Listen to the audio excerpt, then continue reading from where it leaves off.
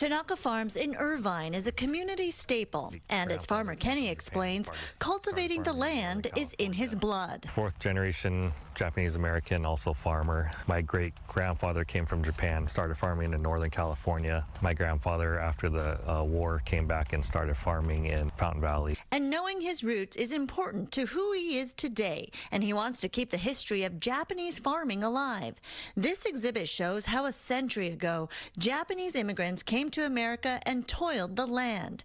During the internment of Japanese Americans during World War II, roughly 125,000 people of Japanese descent were rounded up right here in America and forced into internment camps, having to leave their livelihood and farms behind. Japanese couldn't own land back then, but if they're renting, some of the neighbors actually held the land for them, kept it up, and so when they came back, they had something to come back to. Most, unfortunately, were not, so they had to come back. They lost everything, sell all their equipment for pennies on the dollar just to get anything they could for it. They had to start all over from scratch. Actually, the first farm was somewhere in this area. Now there's an effort to preserve the history of the land. In Palos Verdes, Richard Kawasaki has been working for 2 decades on the 40 Families Project to identify the 40 families in this picture who farmed along the coast in the South Bay.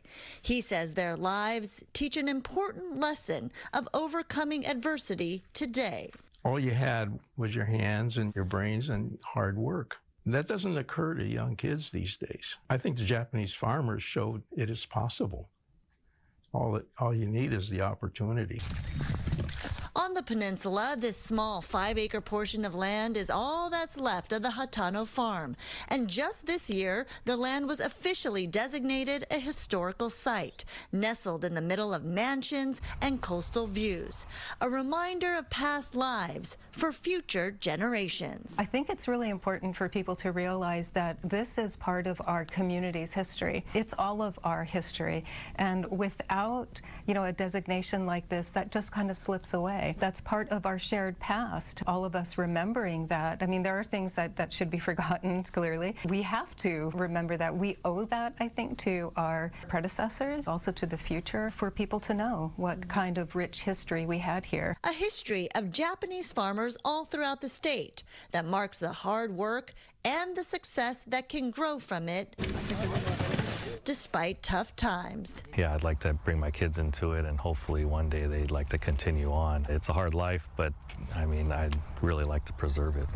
And the key is to learn from the past. The story of overcoming adversity is something these historians, and of course Farmer Kenny, wants to pass on to generations. And I love what Richard Kawasaki just said, that anything is possible if there's an opportunity. That's right. So just make those opportunities happen for people, you know? And telling stories like that and preserving the history of hard work and sacrifice is so critical. Yeah, we just have to remember all of these stories. Yeah. Thank you, Sandra.